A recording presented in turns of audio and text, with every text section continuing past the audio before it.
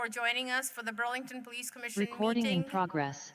The date is September 24, and the time is 6:02 p.m. Item 1. Have quorum. Also present is Chief Murad. Item 1.3 is the modification of the agenda. Are there any motions to change or modify the agenda?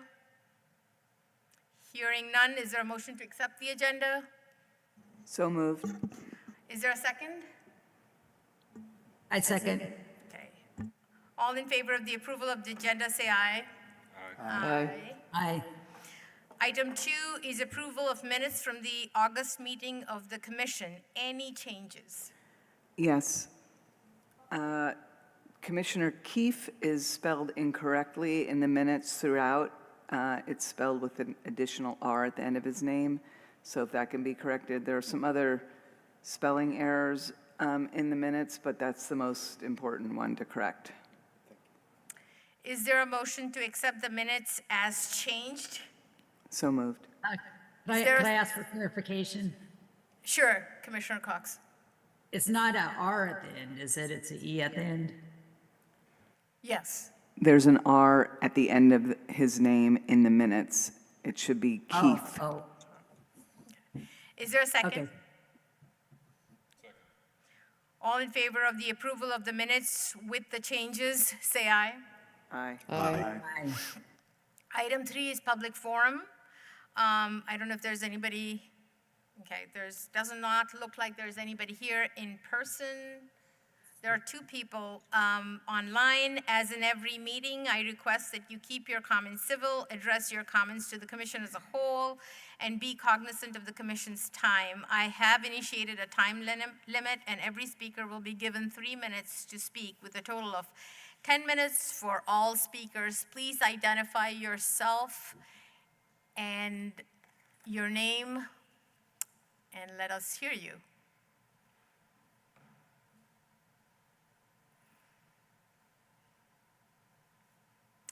I'm not seeing anyone.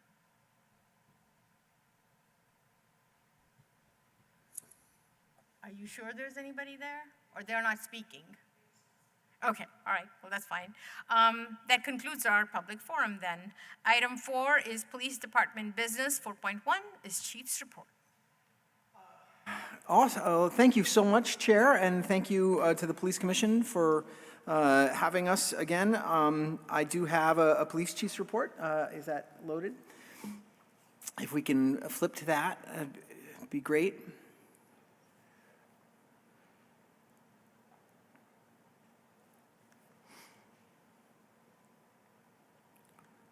Wonderful.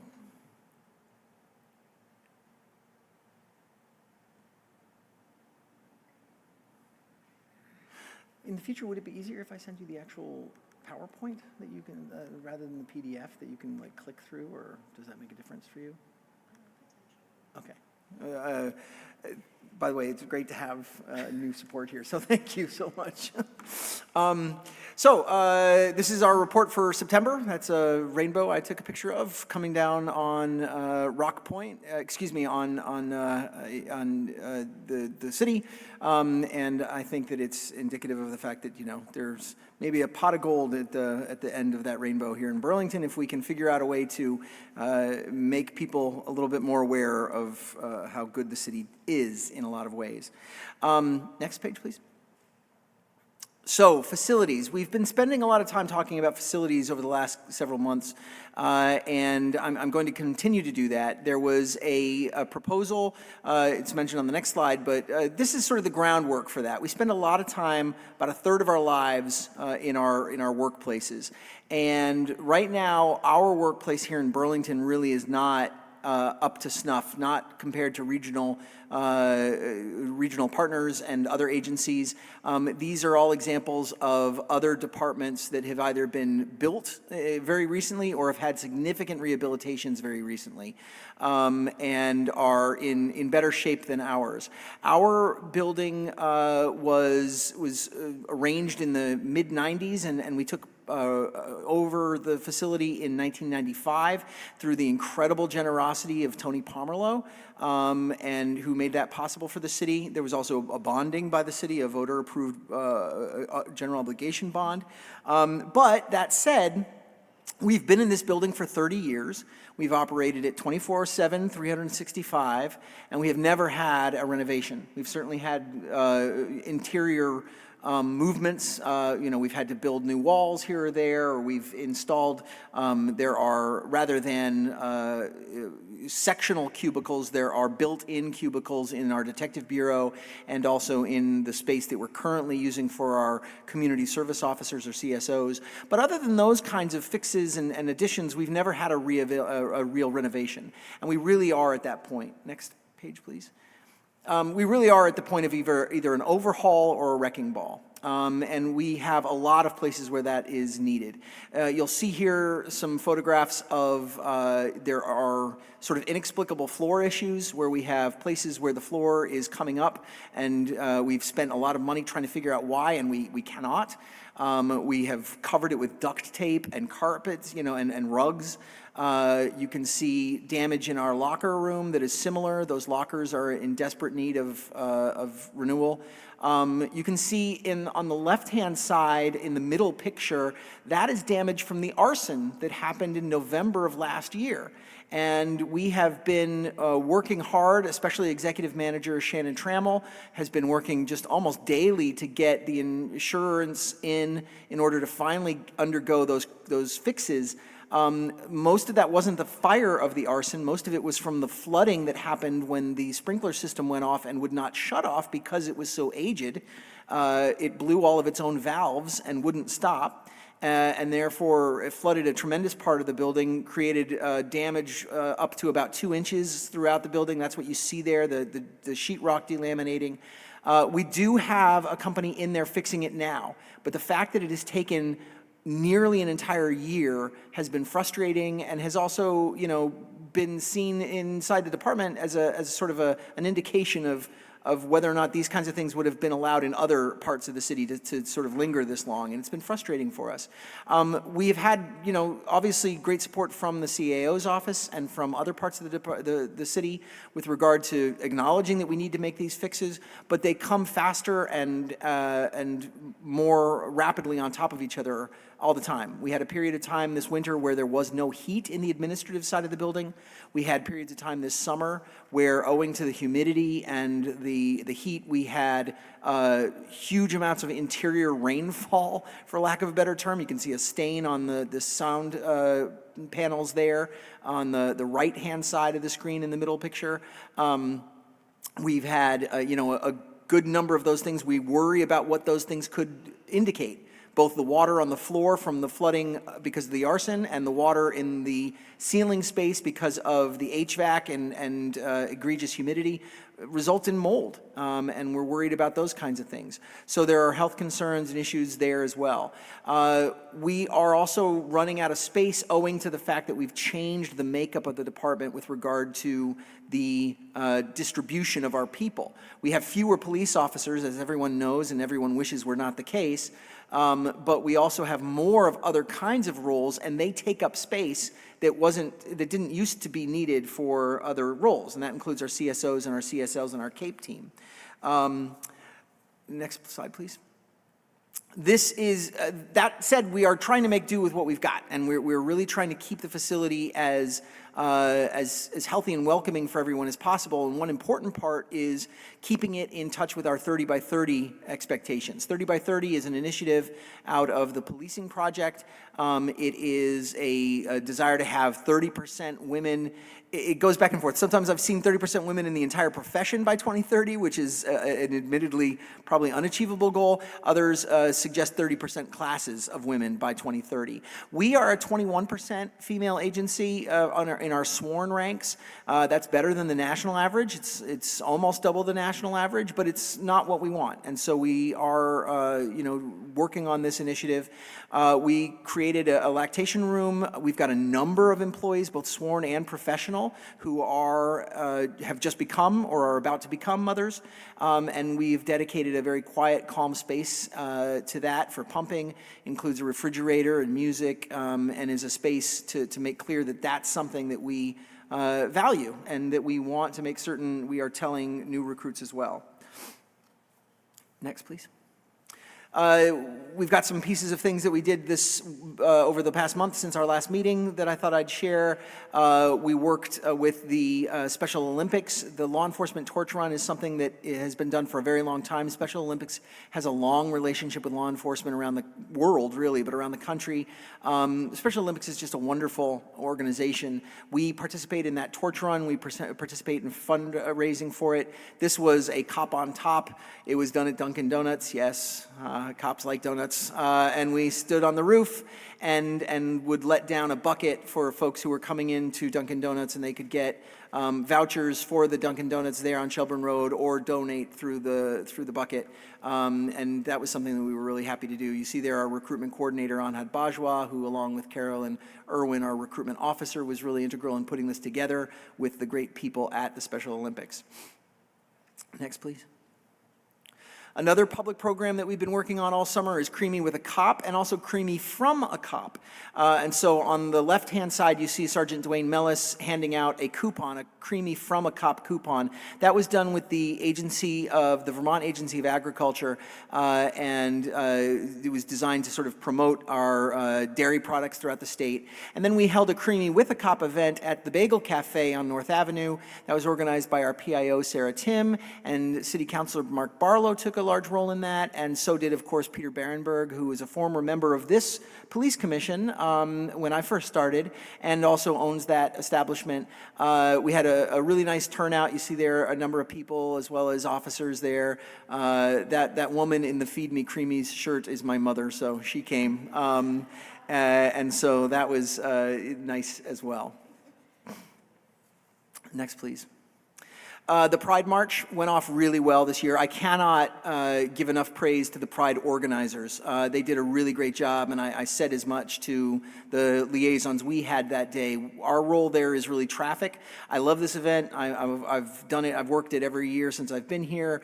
But this year we were a little bit concerned that there was going to be disturbances. We've seen disruptions in other marches around the country, mostly having to do with the conflict ongoing in the Middle East. And they did a really great job of taking groups of people who feel strongly about that issue on one side or the other and having them separate in the group, but being able to have them all there anyway. And everybody participated, and they participated fairly and freely, and no one prevented anyone else from being able to enjoy a really important day. And I thought that was really terrific, and I think the Pride Center has something to be proud of with regard to pulling that off as well. Next, please.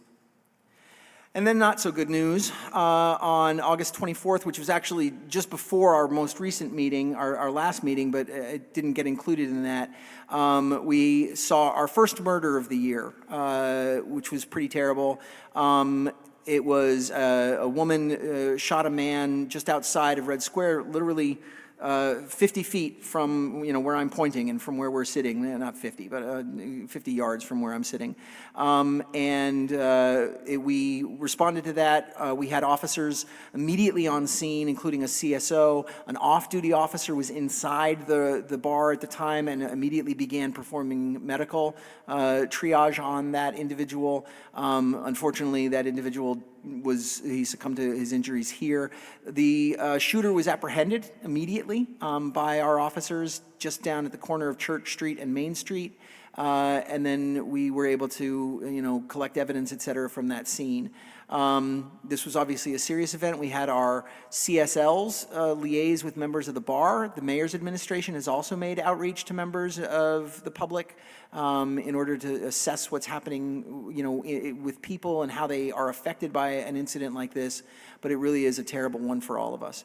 One thing, that we believe this incident really has nothing to do with other ongoing issues that we've seen in the city, however. And if we can take some small infinitesimal measure of just an upside really is the wrong term, and I don't know quite how to say it, but it is not related to other ongoing problems that we've had in the city, and that is some small amount of comfort.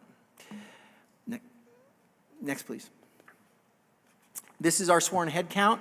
As of the first of the month, it is 68. You'll see on a following slide that it's currently 67. We've lost one since. We'll lose two more in this coming week before the end. So our number for the 1st of October will actually be 66. But this is where we are right now. Next, please. This is actual versus effective, and again, they do move in different directions. There have been times where effective has been much lower than it is right now.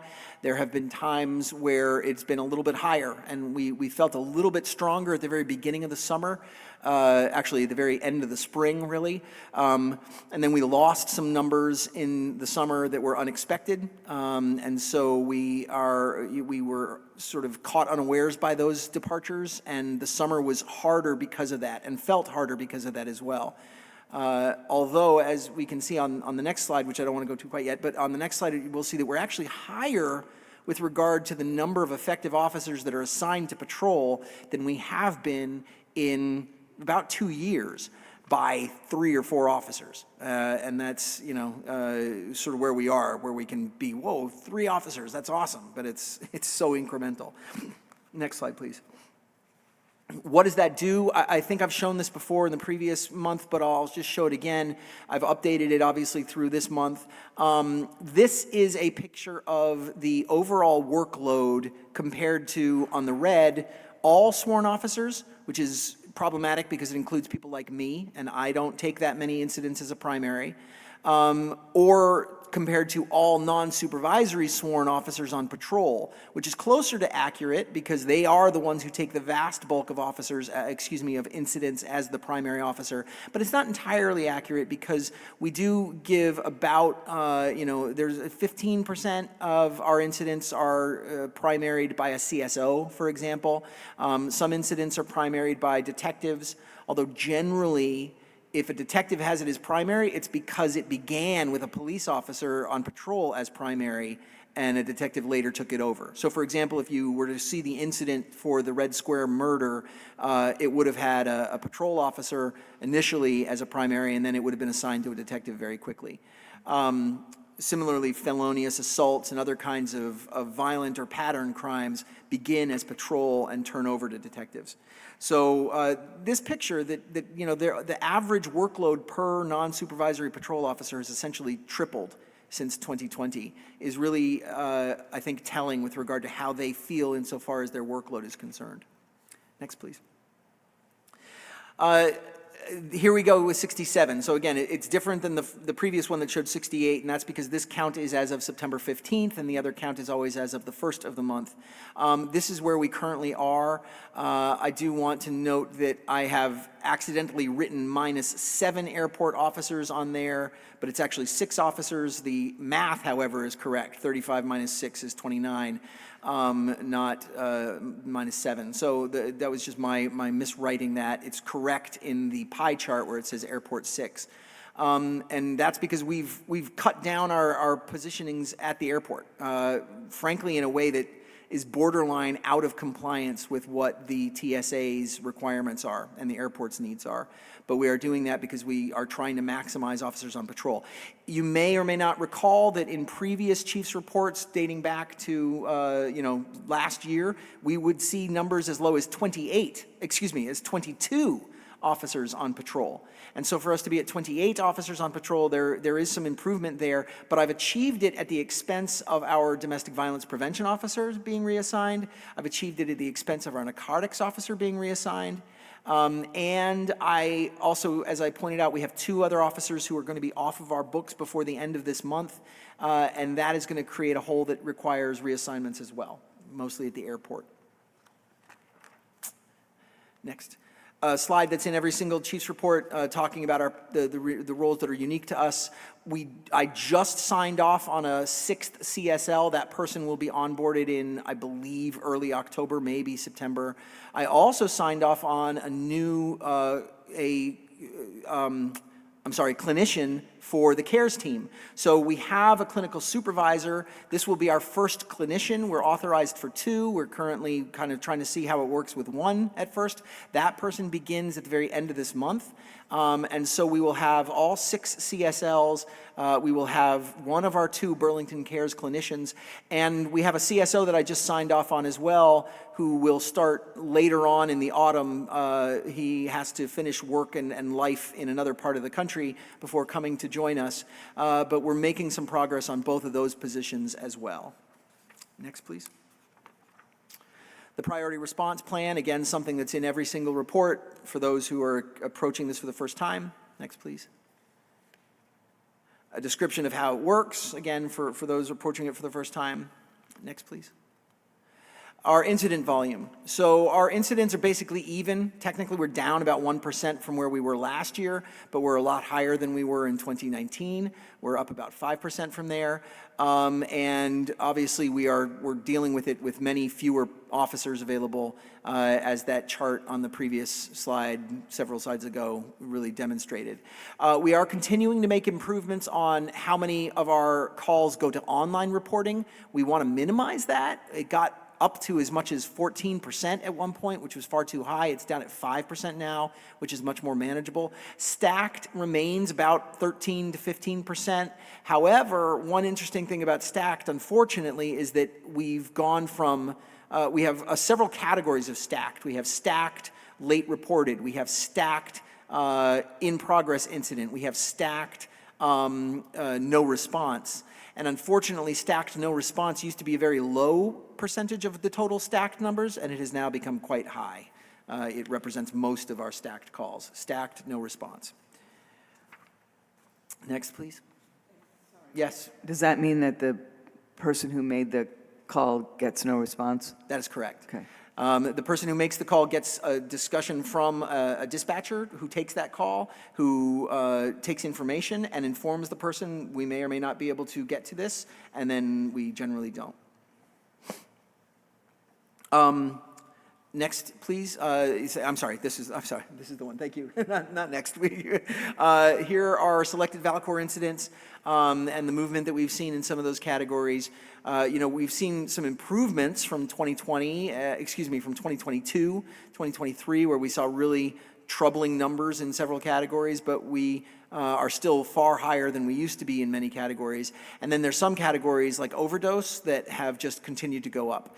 The good news about overdose, in as much as there is any about such a terrible phenomenon, is that these are not fatal overdoses, and I'm going to start making that a note in, it's going to be labeled non-fatal overdose in the report, because I think it can be misleading. Fatal overdoses are down. They're down nationally. There has been a reduction seen from, the data for 2024 is not in yet, but the 2023 data suggests a reduction from abysmal highs, and it's still far, far, far too high, but there has been a reduction. In Chittenden County, we've seen a decent reduction. We have not seen anything like a commensurate increase in fatal overdoses that goes along with this increase that we've seen in non-fatal overdoses, to go from 34 and 70 and 94 up to 424. Were that echoed in our fatal numbers, we would really be in a horrible, horrible place, instead of just the horrible place that we are with regard to substance use disorder and overdose. And next, please. And that is our pay and salary. We have heard rumblings that some other municipalities, including some neighbors, are going to be negotiating very similar contracts, none of which have the kind of workload that I've just demonstrated to you and the kinds of incident levels that we've just gone over. And so, we'll see what that does for our prospects. you can look back at that diagram that shows the drop of a head count and then the increase, and the increase happens when this contract is approved. It doesn't happen when the head count cap is adjusted from 74 to 87. It happens when the contract is approved, and we were able to get some people in. I am both befuddled by and also I am disappointed by the fact that we have not made the same kind of progress in 2024 that we made in 2023.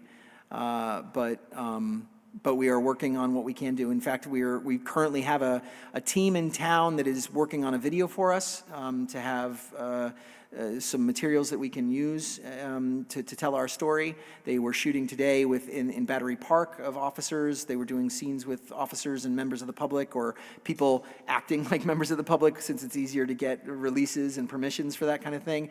They went and watched our emergency response unit operate at a training at an abandoned location in Colchester.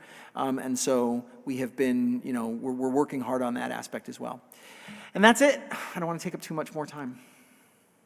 I don't know if commissioners have any questions. That last part, Chief, is that some kind of a promo video, or what is that? It will be a video that we can use in any way we want. We can use it for paid advertising if we have a budget to do so. We can use it on our social media channels. We can use it as something on the recruitment page to let officers get a taste of what the department has, and in any of those ways. Okay, that sounds very interesting, and I'd like to see it. As a media person, I'm very curious to see that. Okay, Commissioner Depper. Chief, do you have the de-identified exit interview data available?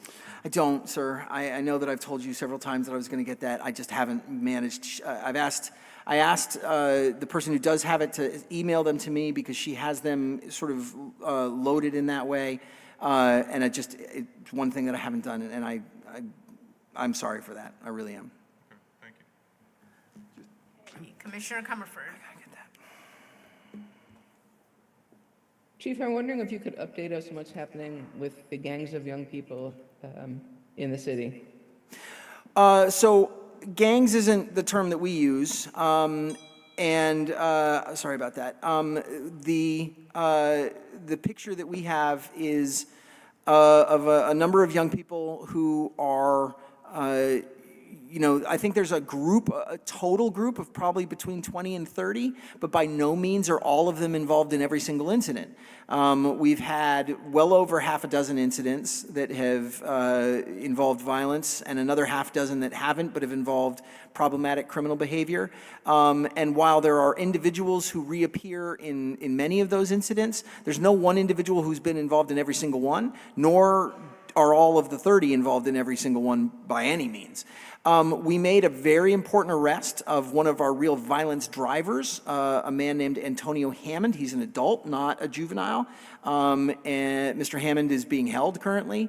That is a person with whom we've had a very long history of involvement.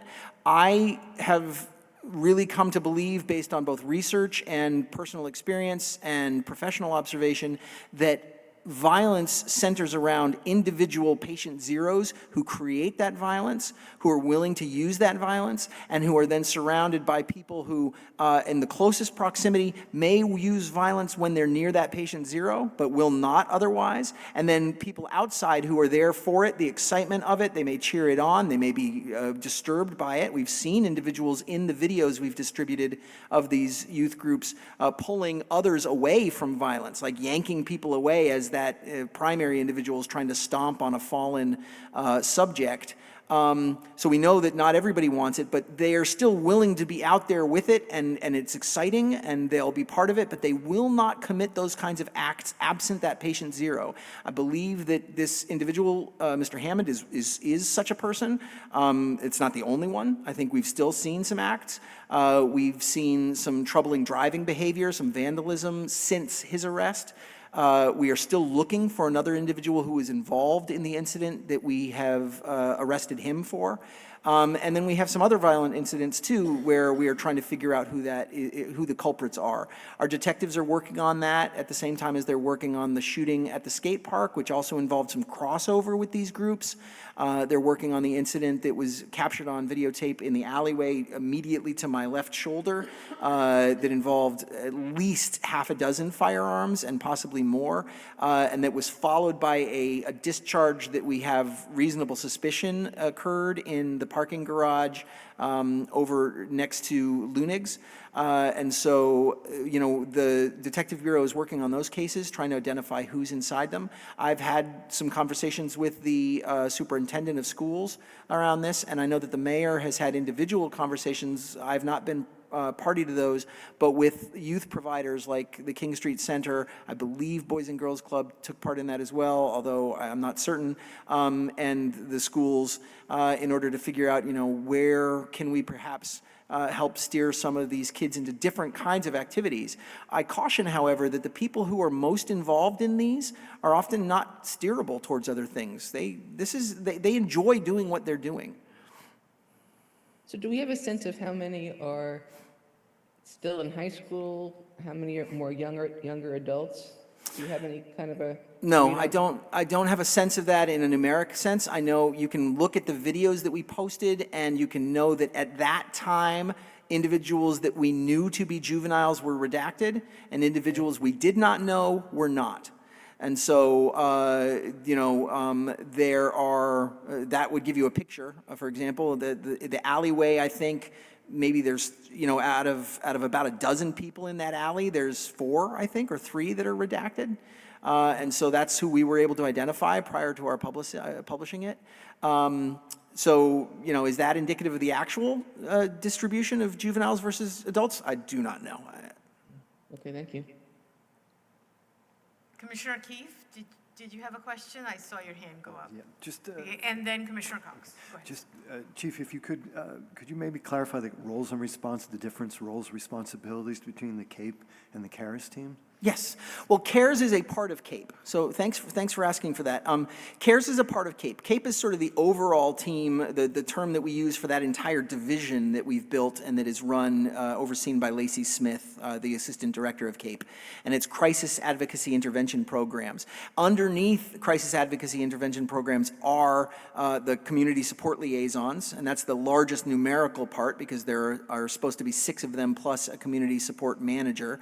And so those 7 individuals are one part. There is a domestic violence victims advocate, a woman named Mary McAllister, who has worked for us for decades and who is just really remarkable in the work that she does around people who are experiencing domestic violence. That's one part. That's another part of CAPE. There is a victims advocate that is an employee of CEDO. They are employed by CEDO, but they sit in the Burlington Police Department about, I think, 60% of the time, and go over case reports and then reach out to victims to assist victims. Your home was burgled and the person cut through your screens to get in, but now you don't have screens, and the city and other entities have funds available to help with that kind of thing. And Hannah Brislin, the victims advocate, they will work on that with people who have been victimized and help those people. So victims advocate, domestic violence victims advocate, CSLs and CSM, and then CARES. And what CARES is clinical as opposed to the CSLs who are not. The CSLs are social workers, and they do a lot of service connection, a lot of bridging gaps, but they're not clinicians. The CARES team are clinicians. We currently have the CARES supervisor, and then we have just hired but not yet onboarded our first clinician to work with that clinical supervisor. And what they're going to do is work with, the original plan was to have embedded medical personnel, whether they were hired by us and employees of the Burlington Police Department or employees of the Burlington Fire Department or employees of the hospital who would be seconded to us for some period of time. That aspect of the plan has not yet really come to fruition, and those would have been either RNs from the hospital or paramedics or EMTAs from the fire department, or we would have hired our own paramedic or EMTA for the police department. We haven't brought that part to fruition. Right now they are working very closely with the fire department, however, including some co-deployments. They work with the CRT team but the CRT has not been staffed all that much this summer because it's a voluntary overtime assignment, and there just hasn't been a lot of sort of taking of that opportunity over the summer. But we procured a van for the CARES team that's also used by CAPE. Our CSLs do a lot of ferrying people. They pick people up, they get them to appointments. We've helped people move. They work really closely with people who are vulnerable for any number of reasons, usually mental health or substance use disorder, or people who are going through evictions, et cetera. And so that van is going to be a useful tool for that work that they already perform. But so CARES, really the biggest difference is that it is clinical, and that we anticipate that it eventually will become clinical and field medicinal, that it will actually be able to do certain amounts of medical care in the field, and even potentially the distribution of certain kinds of medicines in the field, as long as that's, there's got to be a medical provider who's the person under whose aegis they do that. Commissioner Cox? Thank you. Actually, I have a few things. So do you want me just to say them all at once or one at a time? It's up to you. Okay. Because I don't know Okay. what you were going to say, so. Well, I guess I was asking the chief. My first question is, are you going to repeat the creamy with a cop thing? Because that looked really successful, and I'm sorry I wasn't able to go, but I would like to go to one in the future. Do you want to just answer that, and then I can get on to the... Yeah, we'd love to. I mean, this one was made possible in part by the Department of Agriculture and the fact that there was a sponsorship there. We don't necessarily have a line item budget for it, but again, let me correct myself. The summer one of distributing cards was the Agency of Agriculture. The Bagel largely, sponsored the Creamy with a Cop. And even though we encouraged them to sort of send that bill to the Agency of Agriculture, as it were, I don't know that they did. They are really great community members. We'd love to do it at other locations in the city. There are any number of places that serve creamies or other things that could be eaten or enjoyed with a cop. Maybe hot chocolate in the wintertime. Sure. Cocoa with a cop. Yeah, there you go. So another question I had was, in our viewing of the use of force videos, and you can also see this in the use of force videos that are on YouTube, it's pretty clear that when officers are responding to calls, that there's a lot of adrenaline in play, and I'm sure that they go through a lot of the day with a great deal of adrenaline flow. And I know that can take both a physical and mental toll on people, plus the sort of accumulated traumas of having to deal with very difficult situations. And I was wondering what you do now towards addressing those impacts to the sworn officers, and then also if you envision anything in a new, improved headquarters for the BPD, what you would do there. So in other words, do you have workout rooms or meditation spaces, or would you do more of that in a newer and larger space?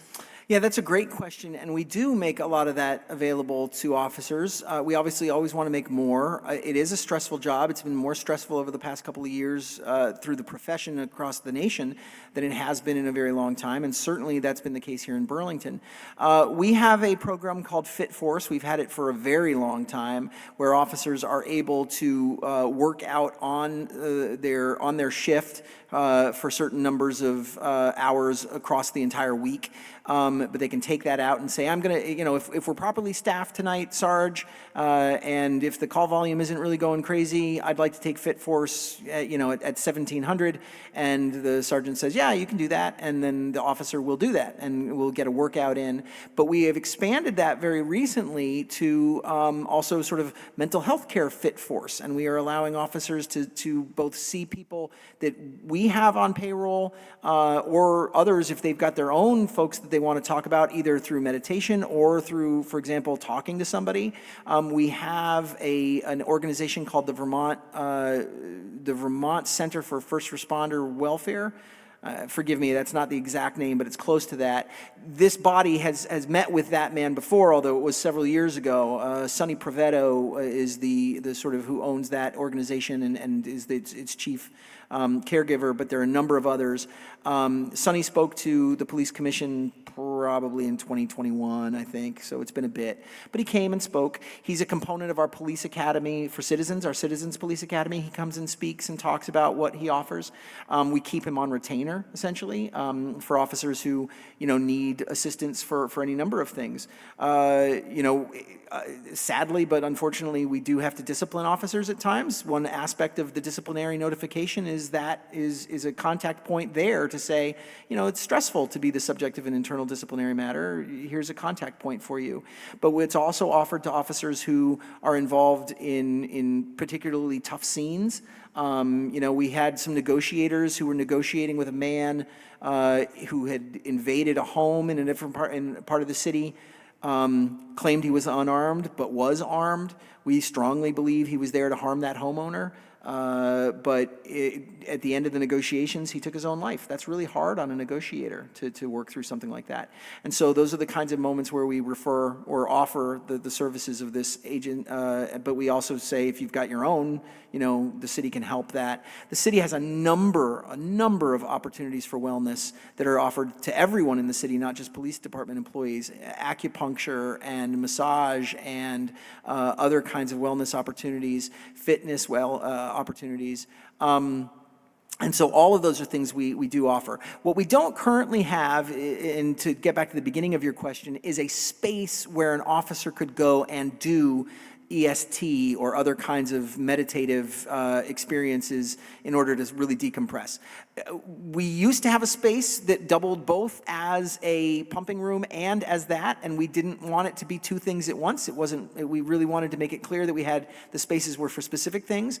And so the room that we currently have as a pumping room was partly at the expense of a space where people might go and do other kinds of activities, including meditation, for example, or yoga, or whatever it is that a person might enjoy, rather than going to the gym and doing the treadmill or pumping iron, or going to we use a group called UFAI, United Fighting Arts Institute in South Burlington. A lot of officers go there to train in tactics, and jiu-jitsu is a real, it's sort of a chess for physical tactics, and there's a lot of thinking involved in it. And a lot of people find a stress relief in that practice, but not everybody. So we want to be able to find ways for everybody to find something that works for them. Commissioner Cox, do you have any other questions? Or Yeah, I have two more. Okay. So the next one is sort of related, and it was, again, like looking at the use of force videos, the officers like running after a suspect that's trying to elude the officers. And what I was really noticing was it's a hot summer day. They're carrying, I don't know how many pounds of gear and running. And I'm just wondering what officers, well, first of all, I was kind of curious as to how many pounds of gear are they carrying when they're running around like that? And then second of all, when it's really hot, then they could easily get, heat stroke or overcome by the heat. And I was wondering what steps do the officers take to avoid that? Yeah, it's another terrific question. Certainly when we have planned events where we know we're going to be out in the sun, like a marathon or the 3rd of July, we make every effort to move water around our posted teams. Certainly when we go, for example, to the range on a very hot day, we do the same. An officer on patrol it's up to him or her to sort of, make certain that they're hydrating and doing that work. The thing that really affects you most in a foot pursuit when you're in uniform is the vest. And it's not the weight of the vest as much as it is the constriction of the vest and the fact that you're breathing against that thing. But I've got two officers here who probably could answer better than I the total weight, which I would estimate 18 to 30 total. 40. So that's Yeah. boots and vest. Sergeant Byrne probably carries rifle magazines as well, so that adds weight too. And not all officers do, but yeah, so 40 pounds. That's the pack that I hiked the long trail with. So So let your officers know that we are concerned for them on your behalf and hope that they take good care of themselves. The last question I had is, I've seen several instances where the police interact with a person who may be arrested, may or may not be arrested, but like in a case, for example, where a person is being ejected from, an adult person, but that's living at home with his mom. The mom doesn't want him living there anymore. Does a police officer kind of refer that person to the CSLs? And then similarly, if a person is, say, addicted to drugs and is arrested, but would be released, it's not something that they did that was so bad that they would be sent off to the jail, but just given a citation, but seems to be pretty much involved with drugs. Would there be any way, if the person seemed to indicate that they were willing to think about having a different life, would there be a way for the officer to refer that person into the care team?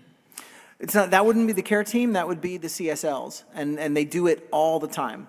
So, what you described has an infinite number, a myriad of permutations. Was there violence? Is this mother kicking this child out because of violence? Was there a violent act at that moment?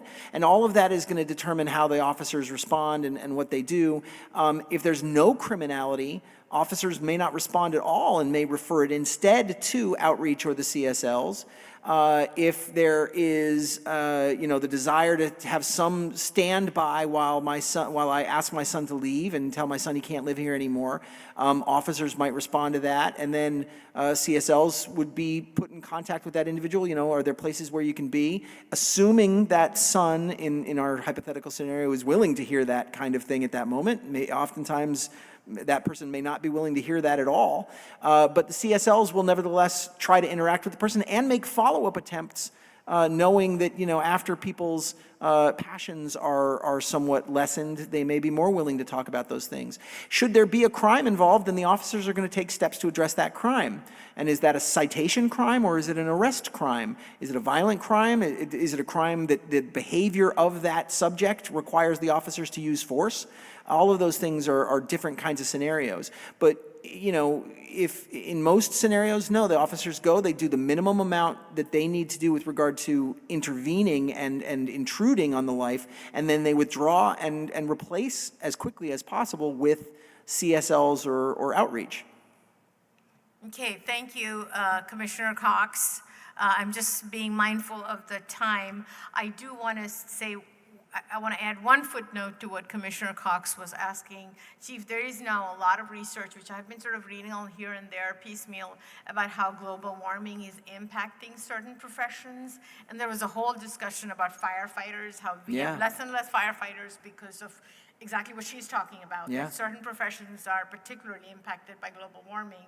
So, but there are some really interesting grants out there for local community policing, and I can sort of look into that, where you can sort of ask for certain, there's some respite that's being now developed in order to address just that, outside of keeping people, in the sun. So there's some really interesting work, research at least is going on in that field. Thank you all. We are expecting the mayor any moment now. So, but we can, oh yes, I'm sorry, 4.2, use of force report. We do not have a use of force report. Oh, we got one? Okay, I'm sorry, stand corrected. When did it come? Did it just today? Okay. It is on the agenda, sorry. I was going to say, where is the use of force report? It is there. I suspect most of the commissioners haven't had a time to review it. Is that a yes? Yes, we have not. So if there are any requests, Chief, should I send them to you? I'm sorry. Yes, you can send them to me, but you can also send them to DC LeBrecq for the next several days. I was going to say, that was my question. Yes, for the next few days, and then it will be to me. Okay, all right. So, all right. Okay, so we can go to item 5, commission business. And we can start with 5.2 as we await the mayor. Discuss incident data, including but not limited to use of force. Commissioner Cox, you have been working on some of that data. If you can talk a little bit about that. I also want to remind commissioners that we are expecting the return of city data scientists to talk about the Burlington Police Department annual report. But go ahead, Commissioner Cox. So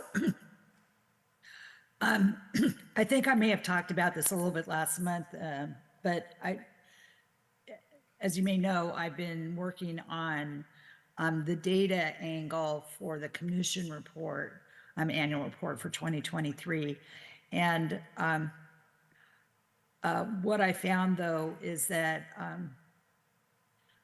there's a public data set that I was referred to by the city data people that was had incidents only up through June of 2023. So I wasn't able to get the full year's data. And then in the data that I did have, I went item by item, incident by incident, because I was trying to really tease out some information. And what I found was that in some cases, incidents that were listed on the monthly use of force reports were not in the data set. And then there were some incidents listed in the data set that were not on the use of force reports.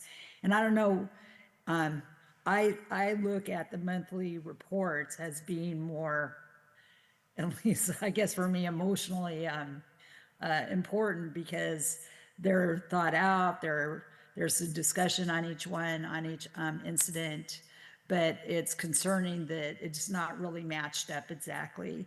And so I wasn't really sure, though. I know that there's been, that there was a data person in at BPD that was doing some of this data entry or data capture.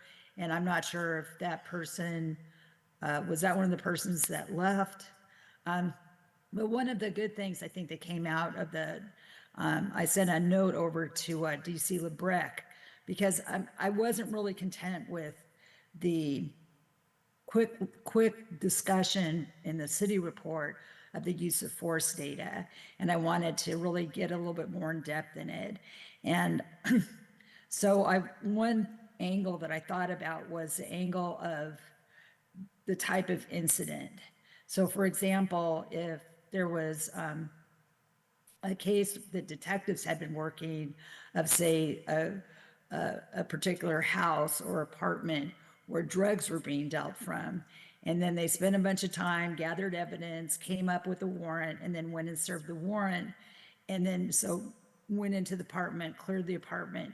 Well, whoever happened to be there was there at the time that they served the warrant, and all the people that were there then would be listed in the use of force report, because then the officers, I guess, generally go in an incident like that with their weapons drawn.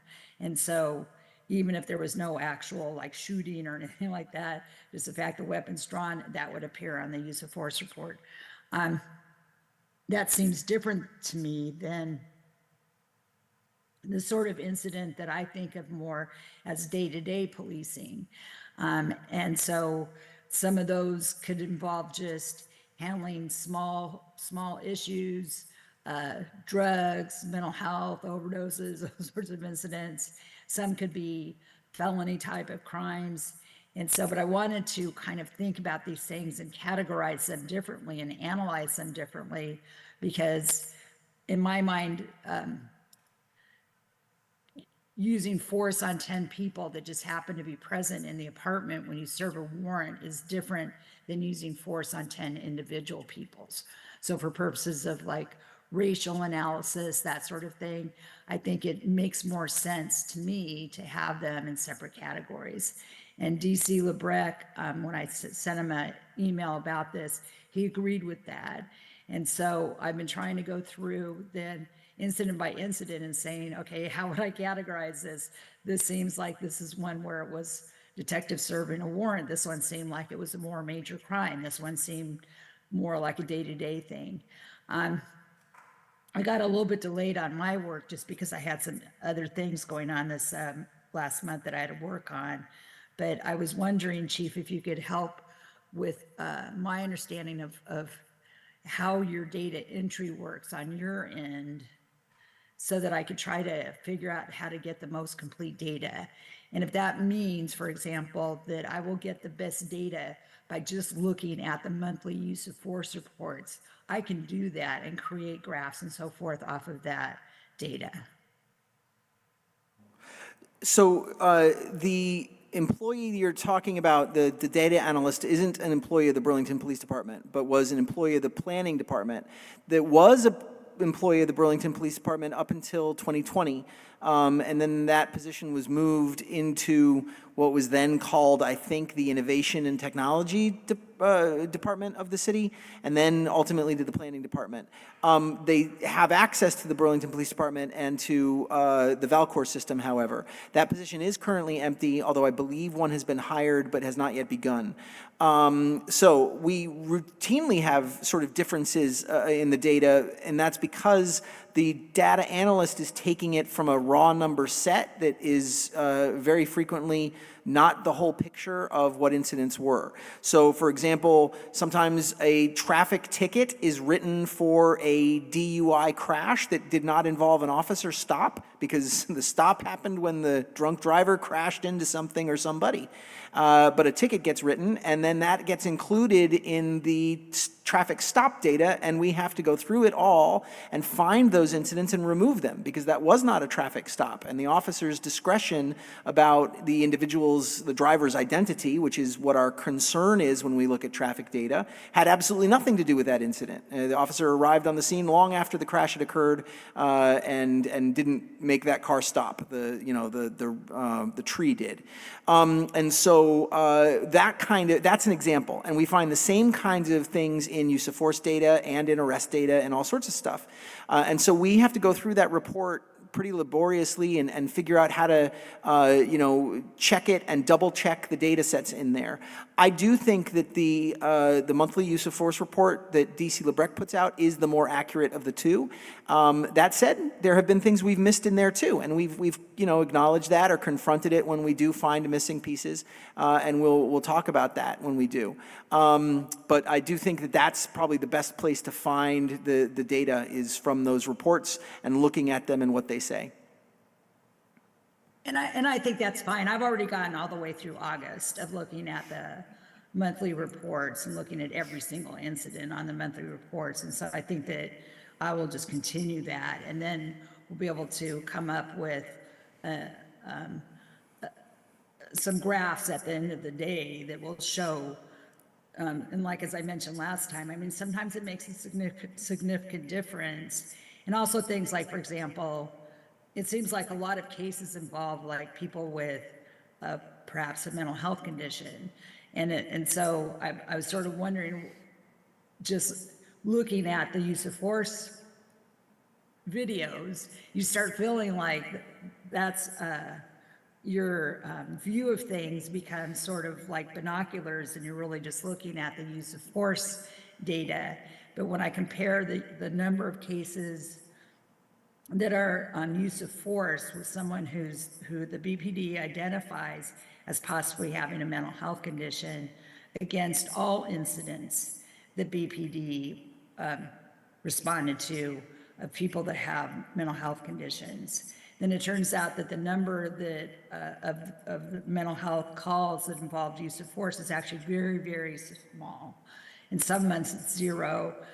In some months it's like 2 out of 120 cases or something.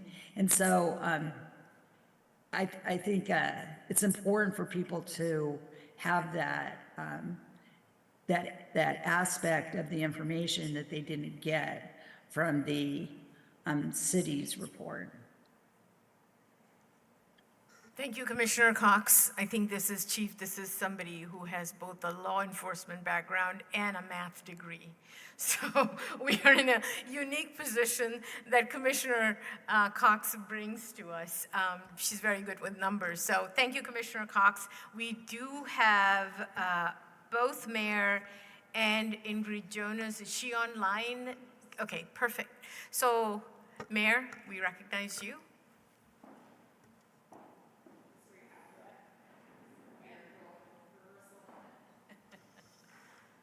Good evening, everyone. It's very nice to finally be able to make it to one of the Police Commission meetings. I'm Mayor Emma Mulvaney-Stanek, and I am happy to be joined, and I don't know if we can promote Ingrid, perhaps? She's out there. There she is. Ingrid Jonas, who is the new senior advisor in my office on community safety.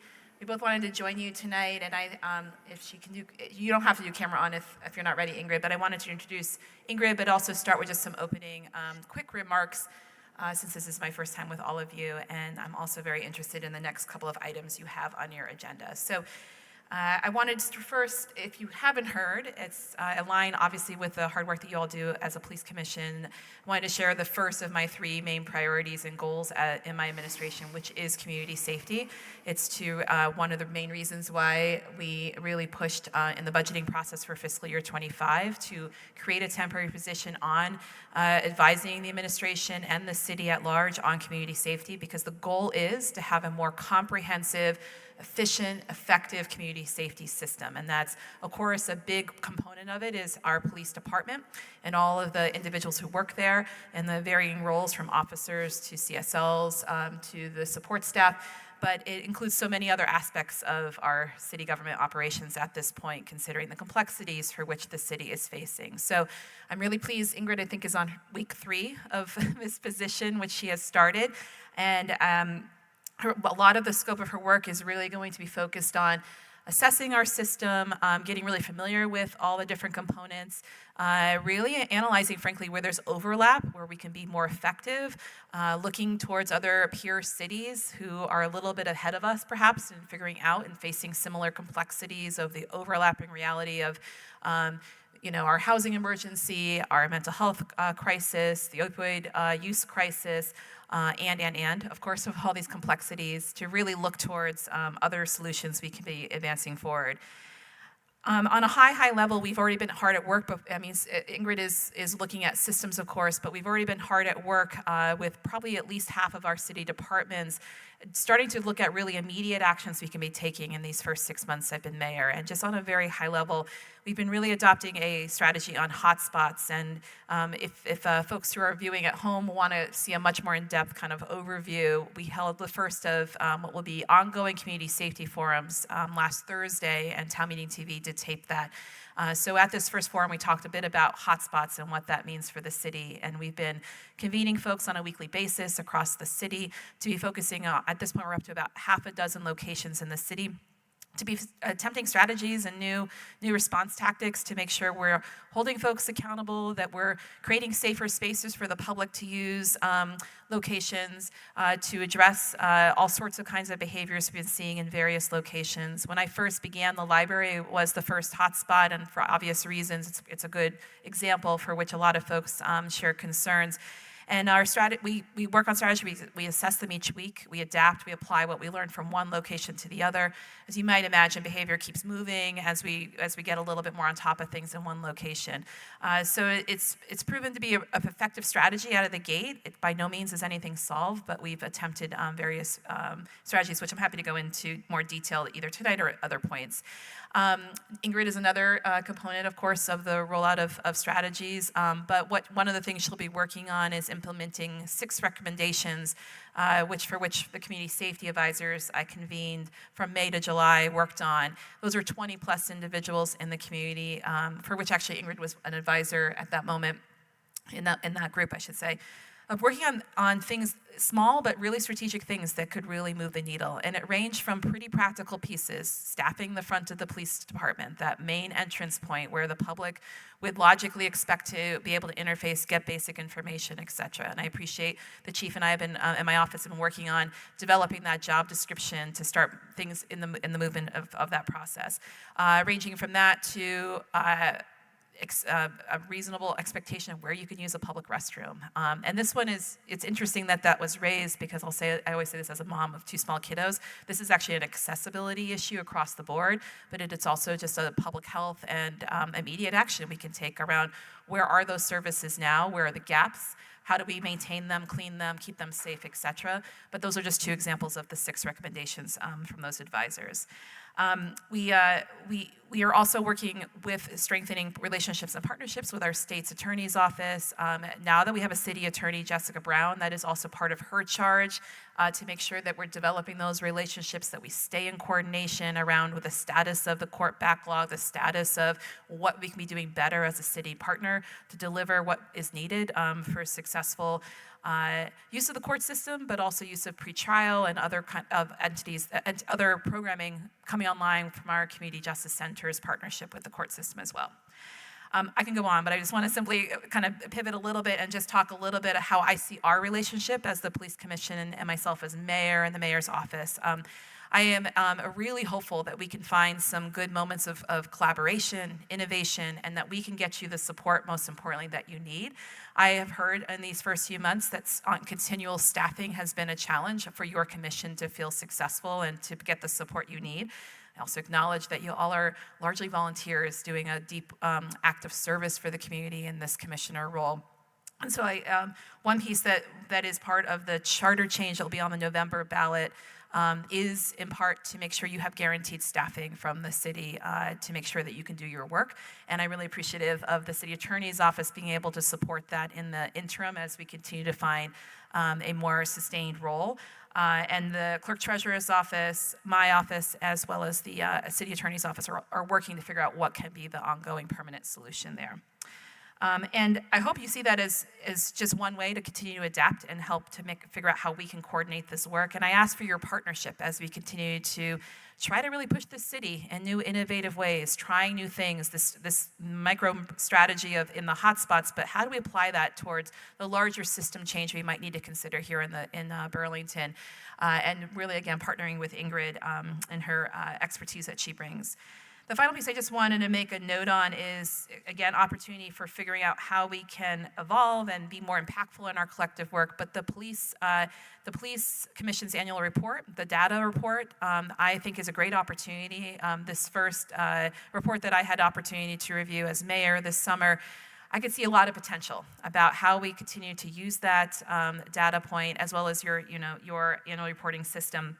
But how do we evolve that? How do we make sure that we're moving the needle in ways we want to? How do we add a little bit of an analysis there too about what does this data tell us and what kind of recommendations might this body want to provide my office and the council and otherwise? I mean, I'm not scripting it by any means, but it's an example of, I think, an annual moment in time for which we can really start to inform. I'm sorry, I was up until like 1 o'clock last night with the council. I've been in this room a lot lately, but I meant the racial disparity report, just to be clear, but in tandem with your annual report as well, how can we think about those documents being really important benchmarks and moments to see how are we doing? What did this tell us? What did we learn? What new things might we want to be studying? I remember reading that this summer and really wondering about age and how does this break down in terms of youth in our community and the data points that's telling us, among other things. I will note, Chief, we did hire the data analyst within the planning department a couple weeks ago now. I was trying to think of that individual's name. Welcome to the city. I can't remember your name. I'm so sorry, but I met him at the community safety forum. He was there, and so we have filled that role because it is a critical piece to make sure you have all the support that you need on the data side. And with that, Ingrid, are you there? I want to hop on and just say a hello in terms of introduction. Hi, can you hear me? Yep. Okay, good.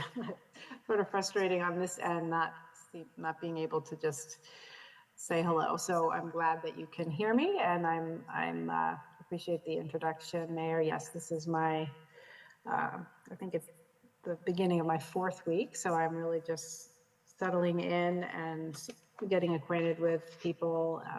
The forum last week was really inspiring, and I really appreciate the chief welcoming me to the PD and meeting with his team, and so many of the other department heads being really accommodating and welcoming. So thank you. I look forward to meeting you in person.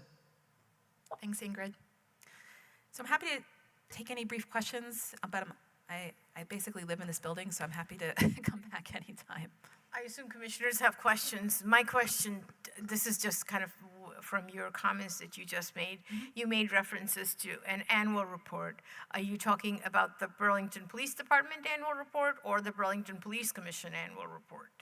Well, I'm talking actually about the annual report from the Police Commission, but also the racial disparities report on police data, and I blurred the titles in my head. So this Right, is I think that is the Burlington Police Department. is that the official title Annual for it? report. We actually don't have an annual report. We just don't have the staffing or frankly, the volunteer time right now at the commission to put in the kind of time that is required to come up with an actual report. Some of us, there is a subcommittee, which you are looking at 2 of them right now, who are working on it, but we have just been overwhelmed with everything else that is just fallen to the wayside. When I started on the commission, we had a staff person who was here for, who was given to us for 20 hours per week.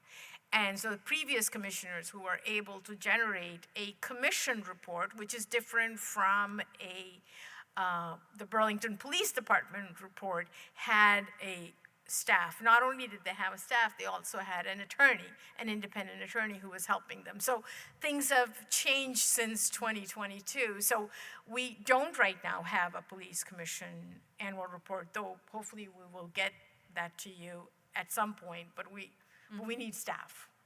Commissioner Oski. Yeah, thank you. Thank you for being here, Mayor Mulvaney Stanek, and thank you for the work that you're doing on public safety. And I just want to reiterate the staffing issue for the commission and how important it is. I've been on the commission since February 2023, and I think we've had maybe 4 different temporary city employees assigned to staff the commission since then. Currently, we may have recently had a dedicated staff person, but I don't think it's built into your job description. And we need a consistent, reliable, trained staffing, or frankly, we're not able to function properly. A while ago, I was on the Burlington Public Works Commission, and the I wasn't on the Parks Commission, but I know the Parks Commission and the Public Works Commission, they have dedicated staff. They have that person, they work with the chair, they prepare the agenda, they keep the minutes, they file all the necessary paperwork to keep track of documents and complaints and provide technical and administrative support. And at a minimum, we need that, and we need a budget so that we can get some help in doing our annual report, which I think our annual report in the past has been different than the police department's report and has been a helpful addition and could include the things that you mentioned, like recommendations and conclusions, policy recommendations. So I think without that, any charter change or ordinances, we aren't going to be able to successfully carry those out without some structure. So I know you've heard that, and I'm just repeating it back to you that we agree with you on that. So thank you. And in case I dreamed that I said this clearly, we are working on building a staffing position that will be ongoing, and that person's role to fill this piece, because I know that you've not been able to provide the reporting. And what I'm saying is, aspirationally, this is a very critical piece of information, and I want to make sure you have that support to be able to do that. And so when I mentioned my office and the clerk treasurer's office and the city attorney's office, we're working on creating that position, so it's not just continually tapping folks that it's not part of an existing job. Thank you for that. The only thing is, at the moment, if there would not be an agenda, if I did not spend several hours every week, many hours, in fact, one of the things that I just found out today is that none of the commissioners would get paid their stipend because the attendance sheet apparently wasn't filled. Now, I did fill this.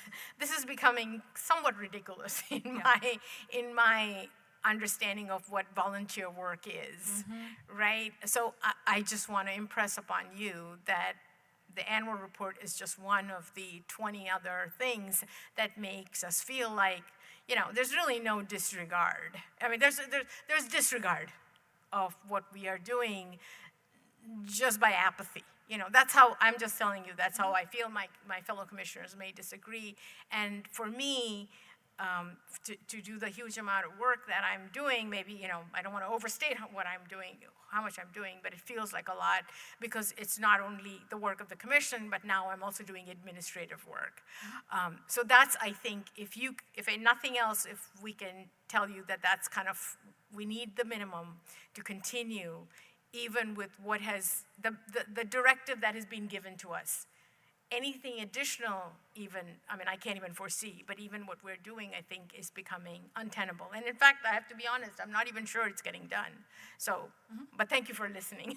Well, and it's just to be super duper clear, I very much have heard this before, and we are remedying as quickly as possible because I know you're not even able to meet what you are wanting to do. What I was offering was, and again, in an aspirational way, is introducing, you know, so the goal and the vision of where I know we need to get to in terms of community safety. I very much clearly hear you're not even able to do your minimum work as a commission, and absolutely, it's absurd that you are doing such administrative tasks that other commissions and boards have staffing to do around stipends and whatnot. So heard.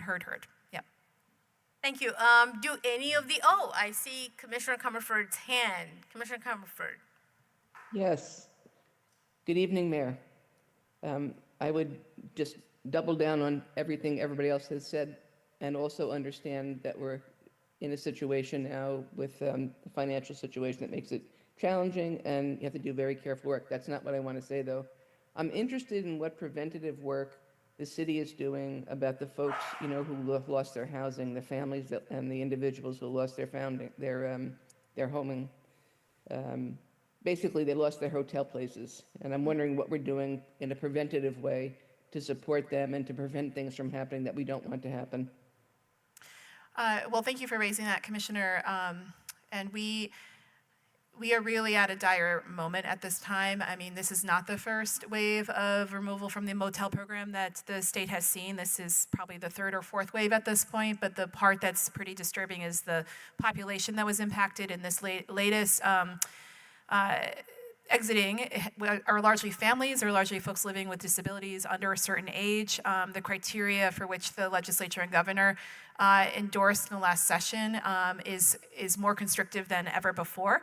And we have been getting calls as a city from families asking where they can camp because they have nowhere else to go. And 80 of the 300, upward to 300 or so folks exited just this last week are children, and most of those are children under age 5 because we coordinated with this school district to figure out what families were impacted who are enrolled in the school system. And it was alarming to find that only a very small number of those 80 or so children are actually even old enough to be enrolled in school. So I'm going to answer it first just very quickly on the emergency response because that's unacceptable to have children living outside at this point. Regardless of whether they are in the state, that 300 number is just for Chittenden County. So the city has had open camping spots at the North Ground campground. We own a campground, so we were able to open those up and coordinate with service providers for process and whatnot for families to locate there, obviously free of charge for them, and we will find the resources as a city. We're frankly putting an all call out for resources for those families from everything from tents and otherwise. I issued a press release with the Superintendent Tom Flanagan to really get to the core of what is really needed. On the flip side, in terms of prevention, and it's really around taking action, is I'll be joining tomorrow a number of housing providers and folks working with those who are unsheltered in Montpelier to do a press conference to call on the governor for emergency action. At this point, we can't wait for the legislature to be back in session, and we certainly can't wait for an emergency session to be called. I'll tell you as a fellow executive, there are powers for which we hold when matters are this dire, and I think that is really where the focal point needs to be in the moment. In terms of preventative measures, I just came from a meeting downstairs with our legislative delegation as we continue to develop our legislative agenda as a city alongside city councilors and our state delegation. That is a new process. That is not how it went before, I will say as a former legislator. And that is our number one. We heard the feedback. This needs to be moved to the number one item on the top of the list is housing in general, but specifically this motel emergency housing program, because there has been no off-ramp. And without an off-ramp, we are creating a lot of harm and we're creating a lot of pressure, especially on the city of Burlington. And so that's where the focus is. Thank you. Do the commissioners have any other question for the mayor or just general comments? Hearing none. Thank you, Mayor, for coming, taking the time on your long day. Thank you so much. I'll stick around as long as I can, and then I. All right, just thank my you so children. much. Thank you. 5.3, process and outcome of use of force, body-worn camera. I remember we had this discussion from the last meeting in which I cannot recall if we came to any specific conclusions as to what we wish to do after we have requested and watched some of the body-worn cameras. I have one comment that I wanted to make from the body-worn cameras footage that we watched from last week, and I'm going to do this without mentioning any officer in particular or even the incident. I'm going to keep it very broad. In my review and our review, we wish to make sure, and this is Chief, I know your training people are here, and we will continue this conversation more specifically in the executive session, that no BPD officer is working under the impression that the use of OC spray does not hurt people who eat spicy food. That is junk science, and there is no evidence, physical or in practice, that suggests this to be the case. And after Commissioner Cox and I had a conversation, I have been in contact with a senior retired police officer, service officer, an IPS officer in India, who I've worked with in other instances, and he informed me that the Indian police, at least, uses OC spray routinely as part of their riot policing gear, and the number he gave was about 8,000 riot police officers in Delhi alone have OC spray. So I'm trying to keep it as broad as I can, but I would like to continue. I want to state that this as a public kind of recommendation moving forward, that it's clear, and then we can continue our conversation in the executive session. Commissioner Cox, do you have, I'm sorry, Commissioner Cox, go ahead, sorry. So I was just going to point out that the reason that we started thinking that this may be an issue was that I had stumbled on a Guardian article from a number of years ago that said a lot of police believed this to be true. And it hadn't been my experience, in my environment where I'd had OC spray applied to my cheek, and the other person present in the room, that there was any appreciable difference between races and so forth. But apparently this was something that just felt like it might be out in the zeitgeist of policing, that there's some impression that there's a difference between cultures with spicy diets versus cultures that have not so much spice in their diets. And so, as it turns out, that there doesn't appear to be anything to support that sort of conclusion. If I may, there is nothing to support that conclusion. It is not accurate, and I don't believe it's certainly not something that we train on or say. It's not a component of the use of force statute or policy for the statewide policy, but it's absolutely something that we can socialize within the department and reinforce, both in training and just as a sort of a message to officers to remind them that that's the case. There is documentation of people subjecting themselves to certain kinds of materials in order to inure themselves in prisons. It is a way that prisoners are able to become resistant to the spray and be able to resist it when it is used by correctional officers. But that is entirely different than saying that it is something that is unique or endemic to a culture or a style of comestible and what people eat. And that is inaccurate to say that it's cultural or related to food that is eaten, and we'll absolutely socialize that as a reaffirmation that it is not accurate. Right, I think that was our main goal.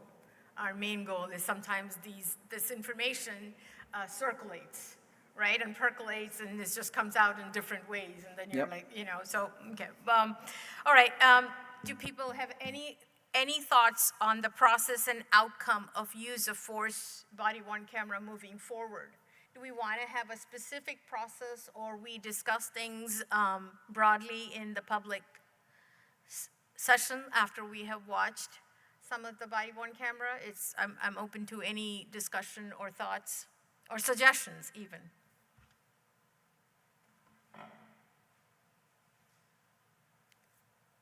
Commissioner Cox. So I think that we had already decided as a commission previously that it's best if the commission discusses specific incidents in executive session. But I think that, like, for example, during this meeting, we could discuss general ideas that don't have application to specific incidents in the general meeting. And I think one of my main concerns is how do we get feedback then from the chief on what our impressions are, things that we think as a result of seeing the use of force videos or conclusions that we arrive at. How do we either get more information from him as to general things that we just may not be aware of, or that he agrees and says, yeah, that's true, and then how do we then circle back around to see that we have made some positive change with all this effort that we're putting into the whole thing? Chief, is that something you wish to talk about, again, publicly as much as we can, that it's just keep the conversations broad and our comments broad? I mean, certainly any broad question that you have to ask, I'll endeavor to answer. You had specific questions that we were going to discuss about a specific incident in executive session. I've asked officers who are in our training cadre to come, who have experience with those things, to deal with those specific questions about that specific incident. For questions that would be broader and anonymized and just sort of general, if I can answer it in public session, I certainly will. If it's a question that they could answer, I'm certain they would help as well. But I would be very careful about talking about these things, because I think it is difficult to talk about things that are specific to an incident but have raised a general question and then talk about them in a way in public that isn't revelatory about that specific incident. Absolutely. We actually did talk to the city attorney before we brought this up. I was quite cognizant of that, and the city attorney advised me to speak about this matter publicly, but in an anonymized way, and that's what I did. But I also have, I continue to maintain that, what you just said in terms of privacy. But anyway, do other commissioners have any questions or any thoughts about that before we move forward? I'm sorry. Looks like both Commissioner Comerford and Commissioner Cox have two last points before we move to the next agenda item. Just quickly, I think it's really important that we be the citizens that we are, and we look at the tapes from a citizen point of view, and then have our responses and reactions, and then maybe discuss it with the chief. But sometimes in different kinds of institutions, the way things always have been may not be the way they ought to be. And so I think it's really important for us to stay in our citizen role and view those tapes from that perspective. I agree with you, Commissioner Comerford. It's just the balance sometimes is very difficult, right? But anyway, Commissioner Cox, last point. Well, I don't know if this is the part where we should discuss this or at some other point, but one of the set of questions that I had that arose when I was looking at a number of use of force incidents was the role of de-escalation and how de-escalation is supposed to be done, whatever that means. How it plays out in real life, in police context. And then I found a series of articles that's written by somebody whose actual knowledge and authority I don't have any opinion on, but I was hoping the chief could say whether this seemed valid information. But I think that the city attorney said that a general discussion about de-escalation and the questions that we had actually listed, like what sort of de-escalation training do officers get, and what other trainings do they get, and you know, what is de-escalation in the police context? What makes sense? So I don't know if the chief wants to respond. So those questions which came in your email and that I shared with the members of the training group that I brought, yeah, I don't think any of those questions is, frankly, the incident that you referenced in leading up to those questions didn't seem to me to have much in it that was relevant to those questions. And so I don't think there's a danger in sort of accidentally revealing things about that particular incident. I think we can avoid discussing that particular incident entirely and just talk about these questions in a broader sense. And we could do that in public session. As again, there are officers here who, and empty microphones where we could do that and answer some of those questions around, what do we do in our training, and then what are the philosophies of it, and certainly we can discuss how it is described in the statewide policy. As a reminder, our former use of force policy that was promulgated in 2013, 2014 mentioned de-escalation, I think, twice. The version that we wrote together, myself as the pen holder and the police commission in the summer of 2020, that very, very fraught, that very, very passionate summer of 2020, the version we wrote together mentioned de-escalation and discussed it importantly, I think 19 or 20 times. And the statewide policy that was released, ours was released in 2020. The statewide policy that was released in the autumn of 2021 and that superseded ours, but was largely based on ours, also references it a number of times. And so it is absolutely something that's integral to the way Vermont police think about use of force. But we could answer those questions that you listed out here now, if you wish. Thank you. And I don't know if it's for you or for the officers in the room, but is the de-escalation training part of an annual training, or is it just in the academy? Both. Okay. So there's an annual update or an annual refresher or something that's required for your annual certification? No, it is not a component of the certification, but it is a component of our use of force training in general, the concept of it. And therefore, it is something that we have to do annually. So we annually have to undergo, and this is where I would turn to you guys, 4 hours of tactics training, correct? And